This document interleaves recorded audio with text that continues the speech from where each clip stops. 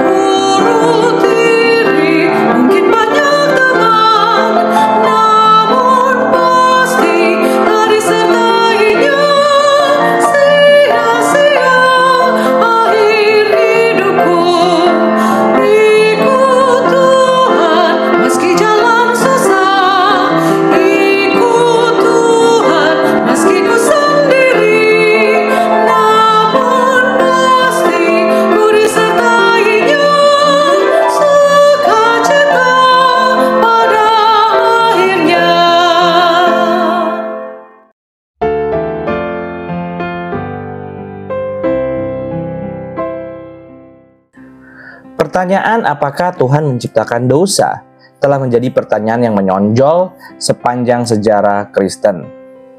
Argumen ini berbunyi, jika Tuhan yang tanpa dosa menciptakan segala sesuatu, bukankah itu berarti Dia menciptakan dosa?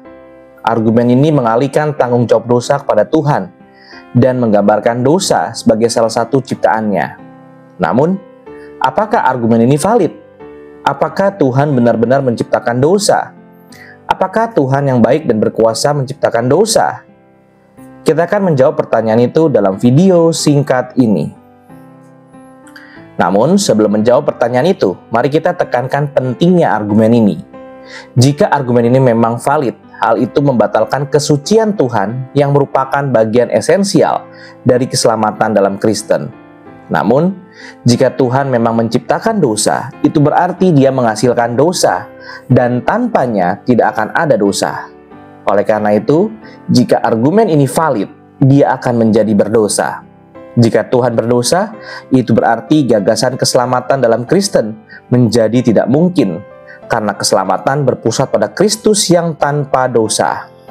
Karena keselamatan dan penebusan merupakan fokus utama dalam Kristen, Tuhan yang berdosa sepenuhnya merusak agama ini. Hal ini bertentangan dengan Alkitab yang menggambarkan Tuhan sebagai Tuhan yang tanpa dosa dan sempurna. Jadi, Tuhan yang berdosa juga berarti Alkitab yang tidak benar. Sekarang, setelah kita melihat pentingnya argumen ini, mari kita jawab pertanyaan tersebut. Jawaban atas argumen yang menantang ini bukanlah hal yang baru. Pada kenyataannya, sekitar 1600 tahun yang lalu, kita sudah dapat menemukan tanggapan dari gereja awal. Agustinus, bapak gereja awal yang terkenal, teolog dan juga seorang filsuf, telah berusaha menjawab pertanyaan ini. Ia tertarik pada pertanyaan ini dan ingin menyelesaikan agar orang-orang tidak salah menjadi orang yang tidak percaya. Pada masa kini, argumen ateis ini relatif umum terhadap Tuhan, terutama Tuhan Kristen, bahwa karena Tuhan menciptakan segala sesuatu, maka Tuhan menciptakan dosa dan kejahatan, dan oleh karena itu Tuhan adalah jahat. Argumen ini mungkin terdengar benar pada awalnya, terutama karena memang benar bahwa Tuhan menciptakan segala sesuatu. Namun, pertanyaan sesungguhnya adalah, apa itu dosa? Apakah itu benar-benar sesuatu? Argumen Agustinus tidak mengatakan bahwa kejahatan adalah sesuatu yang sepenuhnya independen, tetapi kekurangan dari sesuatu. Apa artinya itu? Pada dasarnya, ini seperti kegelapan. Kegelapan bukanlah kondisi yang independen, tetapi ketidakhadiran cahaya atau kekurangan cahaya. Oleh karena itu, dosa hanyalah ketidakhadiran sesuatu yang lain, dan Tuhan tidak menciptakannya. Namun, masih ada pertanyaan yang tersisa dalam pembelaannya. Mengapa Tuhan menciptakan dunia sedemikian rupa, sehingga kekurangan moral dapat ada? Tetapi, ketika kita mengatakan bahwa kejahatan timbul dari kebaikan, janganlah dianggap bahwa hal ini bertentangan dengan perkataan Tuhan kita. Pohon yang baik tidak dapat menghasilkan buah yang jahat. Sebab sebagaimana Dia yang adalah kebenaran berkata, kamu tidak dapat memetik anggur dari duri, karena anggur tidak tumbuh di duri. Namun, kita melihat bahwa di tanah yang baik, baik anggur maupun duri dapat tumbuh. Dan dengan cara yang sama, sebagaimana pohon yang jahat tidak dapat menghasilkan buah yang baik, demikian pula kehendak yang jahat tidak dapat menghasilkan perbuatan yang baik. Namun, dari sifat manusia yang baik dapat timbul baik kehendak yang baik maupun kehendak yang jahat. Enchiridion dari Agustin bab 15. Jawaban atas argumen kontra juga telah diajarkan oleh Agustinus. Manusia adalah makhluk rasional, mampu berpikir dan berakal secara mandiri. Jika Tuhan ingin menciptakan makhluk rasional, manusia memerlukan kebebasan kehendak. Karena menjadi rasional berarti memiliki logika mandiri, di mana kita dapat berpikir secara independen.